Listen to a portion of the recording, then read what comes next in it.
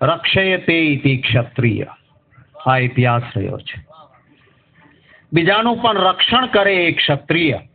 હું તો માતાજીને એ પ્રાર્થના કરું છું કે માતાજી બીજું કંઈ આપે કે ના આપે, આપણી આ પ્રતિષ્ઠાને માતાજી કાયમ ટકાવે તો આપણા માટે ઘણું છે. તમામ જ્ઞાતિ, તમામ જાતિ, તમામ ધર્મ બધાને સાથે લઈને ચાલે અને આમ સમાજનો પણ વિશ્વાસ, આખું ગામ બધી જ્ઞાતિનું હોય અને એક ક્ષત્રિયનું ઘર હોય પણ ગામ ભેગું થઈને કહે કે અમારા સરપંચ તો આ ક્ષત્રિય જ હોવા જોઈએ, આ પ્રતિષ્ઠા કાયમ કરે.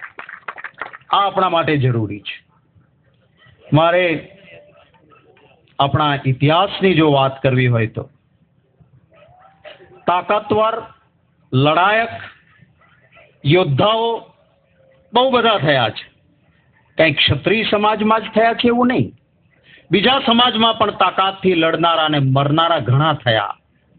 પણ ઇતિહાસ ક્ષત્રિયોનો એટલા માટે બન્યો કે બીજા પોતાના સ્વાર્થ માટે લડતા હતા, વિસ્તાર વધારવો હતો, લૂંટવું હતું, કંઈ લેવું હતું, એટલા માટે બીજા લડતા હતા, જેનો ઇતિહાસ ન બન્યો. પણ નિસ્વાર્થ રીતે બીજા માટે લડીને શહીદ થતા હતા, માટે ક્ષત્રિયોનો ઇતિહાસ બન્યો. કઈ લેવા દેવા નહોતી. સોમનાથ પર ચડાઈ થાય, હમીરજી બાપુને, હમીરજી ગોહિલને પોતાના રાજ્યમાં એ સોમનાથ નહોતું આવેલું. સોમનાથનું મંદિર એમનો વિસ્તાર નહોતો. ત્યાં કાંઈ પણ થાય એનાથી હમીરજી ગોહિલનું કંઈ લૂંટાતું નહોતું. પણ નહીં, હું ક્ષત્રિય છું, અહીંયા જેમ થયું ને, અધર્મ કે ખિલાફ લડના હોગા, અત્યાચારની સામે લડવું છે. અને એટલા માટે જ્યાં કંઈ પણ લેવા દેવા ન હોય ત્યાં શહાદત વહોરવા માટે જાય, એ ક્ષત્રિય હતો ને એટલા માટેનો ઇતિહાસ. કેટલાક લોકોએ કોઈના માટે એક ટીપુય લોહી નથી આપ્યું. હવે એ પાછા સોમનાથના ઇતિહાસની વાતો કરે છે. અરે ઇતિહાસનો અધિકાર અમને છે, અમારા બાપ દાદાઓએ આ કર્યું છે.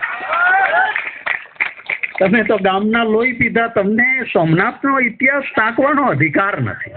એ અધિકાર હોય તો અમારો અધિકાર છે કે સોમનાથ માટે અમારા પૂર્વજો શહીદ થયા હતા. અને આજે પણ એ યાદ રાખીશું કે પોલીસ રક્ષણ કરવા માટે હોય, પણ કોઈ નિર્બળ પર અત્યાચાર થતો હોય તો કંઈ લેવા દેવા ન હોય છતાં પોતાનું માથું આપવા માટે ક્ષત્રિય તૈયાર રહેશે. એ ધર્મ નહીં જોવે, જાત નહીં જોવે, પણ એ રહેશે. એ ઇતિહાસ જળવાય, એ આપણા માટે જરૂરી છે. મારે અહીં ભાઈ હકુબા વાત કરતા હતા, એ જામનગરમાંથી ચૂંટાયા છે. એ વિસ્તારમાં ક્ષત્રિયોનું સમીકરણ નથી, પણ અન્ય જાતિ એમના પર વિશ્વાસ મૂક્યો. એટલું જ નહીં, એક સફળ રાજનેતા તરીકે હું જઈને આવ્યો છું. સમગ્ર જામનગર જ્યારે એમનો એક કાર્યક્રમ ગોઠવ્યો આયોજનનો, તો સમગ્ર જામનગરની તમામ જ્ઞાતિ ત્યાં ઉપસ્થિત રહે અને દરેક જ્ઞાતિને એમ લાગે કે આ મારો પ્રતિનિધિ છે, આ પરંપરા ટકે, એ જરૂરી હોય છે. ઇતિહાસની એક વાત, હું જે વિસ્તારમાંથી આજે પ્રતિનિધિત્વ કરું છું ત્યાંના એક ક્ષત્રિયની મારે આપને કરવી છે. વીર અબડા અડભંગ, મારો મત વિસ્તાર અબડાસા કહેવાય. એ વીર અબડા અડભંગજી પાછળ એક અત્યાચારી બાદશાહ પડ્યો છે અને કેટલીક દીકરીઓ પોતાનું ચારિત્ર બચાવવા માટે આપણા રાજ્યમાં દાખલ થઈ છે. વીર અબડા અડભંગજીને એની સાથે લેવા દેવા નથી. ક્ષત્રિય છે, ધર્મ હિન્દુ છે. પેલી દીકરીઓ છે એ સુમરી દાડીઓ છે, ઇસ્લામ ધર્મને માનનારી હતી, પણ કહ્યું કે હું ક્ષત્રિય છું, આવો તમને મારા રાજ્યમાં હું રક્ષણ આપું છું. અને એ ક્ષત્રિયનો ઉત્તમ સૈનિક કોણ? તો એક દલિત ઓશવો મેઘવાલ. એ ઓશવા મેઘવાલે કહ્યું કે બાપુ, આ સૈન્ય તો બહુ મોટું છે, સામે સામે લડીશું ને આપણે સાફ થઈ જઈશું. સામેનું સૈન્ય મોટું છે, સામે નહીં લડી શકાય. હું ચાલાક માણસ છું, તમારો સૈનિક છું. હું એ જે સૈન્ય પાછળ આ દીકરીઓની પડ્યું છે એ બાદશાહને એકલો જઈને ચોરી છૂટીથી મારી આવી શકું છું. માયાવી વિદ્યા જાણું છું, હું જાઉં.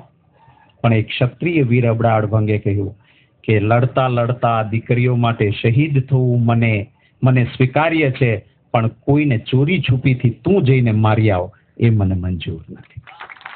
અને ઇતિહાસ કહે છે કેમ છતાં ઓશો મેઘવાલ ત્યાં પહોંચી અને પોતાની કટાર ત્યાં ખૂતાડીને આવે છે અને કાગળ લખીને આવે છે કે આ તારા ગળામાં હું ખૂતાડી શકું આ કટાર, પણ મારો ક્ષત્રિય રાજા વીર અડબડા અડભંગ ના પાડે છે, એટલે આ કટાર તારી પથારીમાં ભરાવીને જાઉં છું.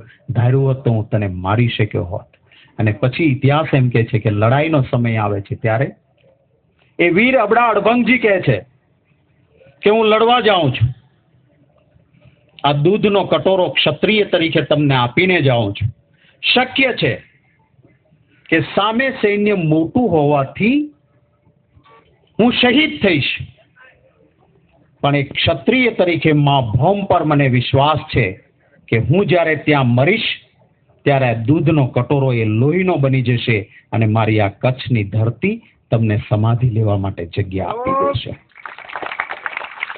અને ઇતિહાસ એમ કહે છે કે વીર અબડા અડભંગજી જ્યારે લડતા લડતા એક બહાદુર ક્ષત્રિય તરીકે શહીદ થાય છે, દૂધનો ભરેલો કટોરો એ લોહીનો બને અને ધરતી માતા જગ્યા આપે, સુમરી દાડીઓની સમાધિ થાય અને એમનું ચારિત્ર અખંડ રહે. આ ક્ષત્રિયોનો ઇતિહાસ છે. આપણે આ ઇતિહાસને લઈને નીકળ્યા હોઈએ ને પછી કદાચ આપણો ભાઈ પણ 4 રસ્તા પર લાલ ઘોડે સવાર થાય. સમજો ને, લાલ ઘોડો સવારમાં પેલું કાઢે એ કાળો ઘોડો અને રાત્રે આમ કરીને લે એ લાલ ઘોડો. એ લાલ ઘોડે સવાર થઈને જો ક્ષત્રિયની કોઈ આબરૂને ઠેસ પહોંચે એમ કરતો હોય તો આપણો ભાઈ હોય તો પણ એને બાવડું પકડીને 2 થપાટ મારવી જોઈએ કે સમાજનું નામ બદનામ કરમાં ક્ષત્રિયોએ ક્યારેય આ કર્યું નથી. કેટલોક વર્ગ છે એવો આપણને પણ ચડાવો. મને કેમ ઘણી વખત પીતા નથી, હું કહું ના હું નથી પીતો, કે મોઢામાં દારૂ નહીં માથે દેણું નહીં એ દરબાર નહીં. હું કહું એ તમે કરેલી વ્યાખ્યા છે. ક્ષત્રિયનો દીકરો માથે દેણું રાખે નહીં, મોઢામાં દારૂ મૂકે નહીં, એ સાચો ક્ષત્રિયનો દીકરો કહેવાય. અને આ પ્રતિષ્ઠા ઉભી કરવી પડશે. વ્યસનોનો દાસ ક્ષત્રિય ક્યારેય ન હોય. વ્યસનનો દાસ ક્ષત્રિય કેવી રીતે હોઈ શકે? અને જો વ્યસન વગર ન ચાલતું હોય ને વ્યસનના આપણે દાસ થઈએ તો હું માનું છું કે આપણે ક્ષત્રિય કહેવાવાને લાયક નથી. મક્કમ મનોબળ, માથું પડે અને ધડ લડે એ ઇતિહાસને આપણે વાગોળતા હોઈએ તો આ માથાનો કે આ જીભનો આટલો ભાગ એ સ્વાદ માટે થઈને તરસે એ ક્યારેય આપણને પાલવી ના શકે. આદરણીય પીટી જાડેજા કહેતા હતા, અહીંયા વાત સાચી છે, કૃષ્ણકુમારસિંહજી મહારાજા સાહેબ એ માત્ર ક્ષત્રિયોનું નહીં, સમગ્ર ભાવનગર નહીં, સમગ્ર દેશનું ગૌરવ છે કે એવો મહારાજા હતા કે જેને સામેથી પોતાનું રાજ્ય આપ્યું. અને મને ગૌરવ છે, સાચી વાત કહેવાથી કોઈ કોમવાદી બની નથી જતો. મને ગૌરવ છે કે હું જે સરકારમાં મિનિસ્ટર હતો મેં મારી કેબિનેટમાં કહ્યું હતું કે કૃષ્ણકુમારસિંહજી મહારાજા સાહેબનું સ્ટેચ્યુ, મોટું સ્ટેચ્યુ એ નીલમબાગના ચોકમાં મુકાવવું જોઈએ. અને હું મિનિસ્ટર હતો ત્યારે મારા મુખ્યમંત્રીને લાવીને નીલમબાગના ચોકમાં કૃષ્ણકુમારસિંહજી મહારાજા સાહેબનું સ્ટેચ્યુ મુકાવ્યું. આજે નીચે નામ લખેલા છે. કેટલાક લોકો કહે છે કે આ સરદાર વલ્લભભાઈ પટેલે રજવાડા અપાવ્યા. અરે ના, હું માનું છું કે ક્ષત્રિયને જો સાચો રસ્તો બતાવનાર સરદાર વલ્લભભાઈ પટેલ ન હોત તો કૃષ્ણકુમારસિંહજી મહારાજા સાહેબે પોતાનું રજવાડું પહેલા ન આપ્યું હોત. એ સરદાર સાહેબે એ ક્ષત્રિયોને યાદ કર્યા. નહીતર આપણે કલ્પના કરો, આજના સમયમાં આટલા રજવાડોમાં વહેંચાયેલો દેશ હોત તો અંદરો અંદર જ કપાઈ મેળ્યા હોત અને એકતા રહીને હોત.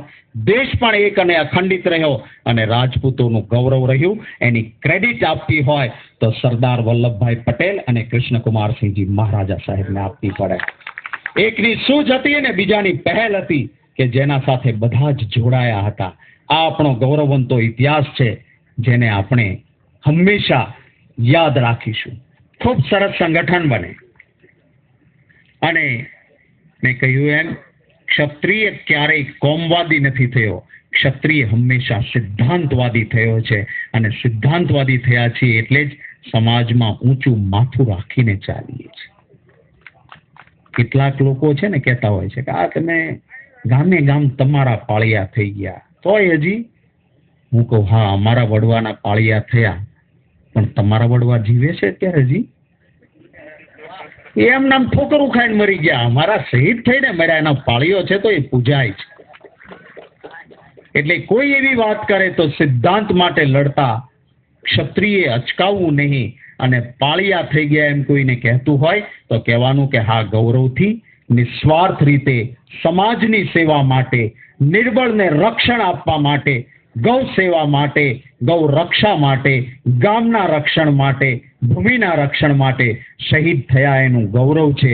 આજે ભલે લોકશાહી હોય, મિલિટરી અને પોલીસ રક્ષણ માટે હોય, પણ જ્યાં એમની ગેરહાજરી હશે અને સંસ્કૃતિ માટે કે રાષ્ટ્ર માટે જરૂર પડશે તો વગર પગાર ખાધે પણ મિલિટરી કે પોલીસનું કામ કરતા ક્ષત્રિયનો દીકરો અચકાશે નહીં. એ गौरव साथ अपन कहना पड़ेगा. सवाई सिंह जी साहब, मैं कहना चाहूंगा मुझे कभी कोई दर्द नहीं होता है. मैं विधानसभा में भी बोला हूं, मेरी सरकार थी जब मैं मंत्री था तब भी बोला था, जब जब मेरे समाज को अन्याय होता है, किसी और समाज को अन्याय होता है, मेरा फर्ज बनता है कि मैं आवाज उठाऊं, और मेरे समाज पे अन्याय होता है तब मेरी दुगनी फर्ज भी बनती है कि तब भी मुझे आवाज उठानी है. मुझे उनसे नहीं डरना है, क्योंकि मैं मेरे कर्म से चलता हूं.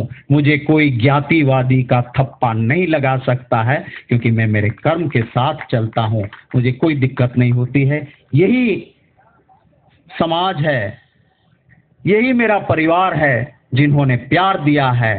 हाँ, एक दुकल हो सकता है पर बहुमत यहाँ से प्यार मिला है. मैं कच्छ चुनाव लड़ने गया था, यहाँ से बहुत सारे लोग दिन रात एक करके मेरे लिए वहाँ भी आए थे. मैं इनका शुक्रगुजार हूँ. आप सबने खूब खूब शुभकामनाओं. माताजी सतत प्रगति तरक्की करावे અને સામાજિક પ્રતિષ્ઠાને વધારે, પરસ્પર ભાઈચારો, એકતા અને પ્રેમ માતાજી કાયમ ટકાવી રાખે એવી માતાજીના ચરણોમાં પ્રાર્થના કરીને વિરમું છું. જય માતાજી.